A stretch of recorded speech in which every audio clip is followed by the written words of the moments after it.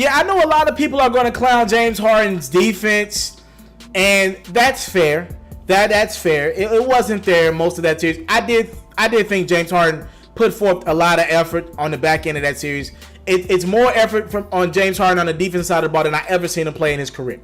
All right, and I'm the person who says James Harden is the best player I've ever seen that doesn't commit the defense at all. He's too good of a scorer to not commit the defense at all. Anybody that great plays some sort of defense. I've been the guy to say that. I know a lot of people are going to be like, yo, he needs to focus on defense this summer. Focus on defense. I think it's actually something else that affects his defense. See, what I noticed from guys is body language. I'm watching every little nuance on the court. And one thing I've noticed with James Harden and the body language, it's not good a lot of times. And y'all know what happened to the Houston Rockets, right? Because Chris Paul went down with the injury after Game 5's win with that pulled hamstring, James Harden was acted upon. He had to be the leader. You didn't have Chris Paul anymore. Remember, the Rockets lost by pretty much 50 last year against the San Antonio Spurs in the semifinals, and James Harden had like 11 points. They lost by 50 at home without Kawhi Leonard and Tony Parker.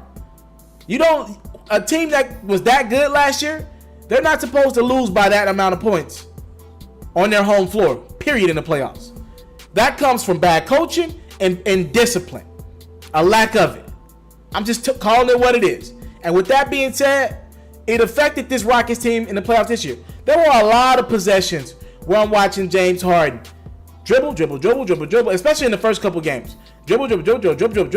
I thought at some point in the series, Chris Paul did a good job of saying, yo, let me get the rock, let me go up down the court and do my thing. And when Chris Paul wasn't in the game, I thought Eric Gordon did a good job of not giving it to James Harden after the inbound. He'd take it up the court himself and take it to the rack. Or if that ball gets out of James Harden's hands for a couple seconds and they swing it around, Trevor Ariza get it, sometimes they wouldn't give it back to Harden. And I think Harden needed that because he cherished the ball when he did receive it. He made better plays when he got the ball and better opportunities for himself at the rim.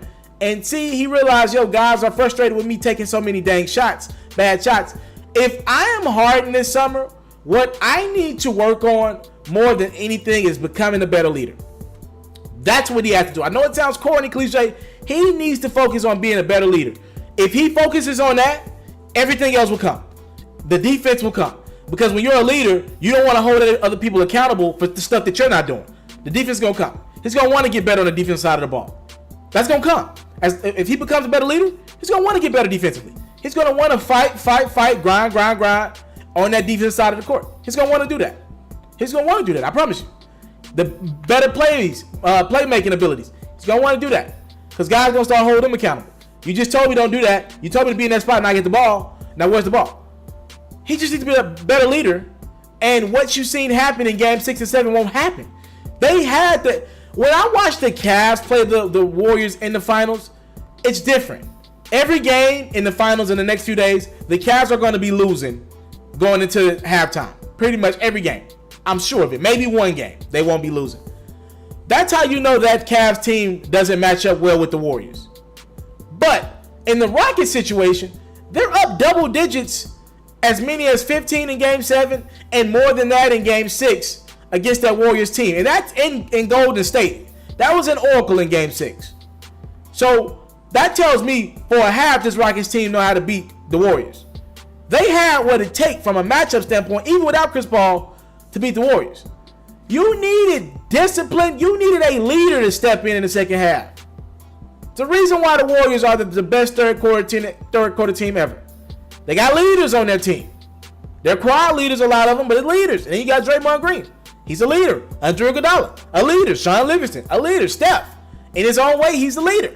So you got all these guys who could lead on that Warriors team, and you needed somebody on the Rockets team to say, yo, we're not going to take, we've just missed 12 threes in a row. We're not going to take number 13 until we get it back going from 2.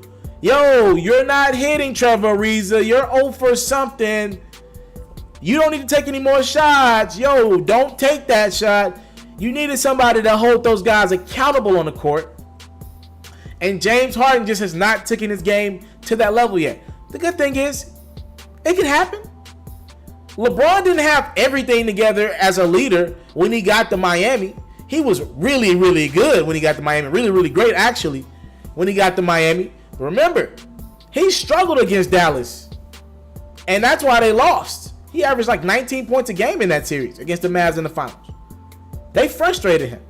He became a leader after that, a real leader. And LeBron's been a leader his whole career, but he had to take it to another level. So I'm just saying, Harden's about to be announced as MVP in a couple weeks.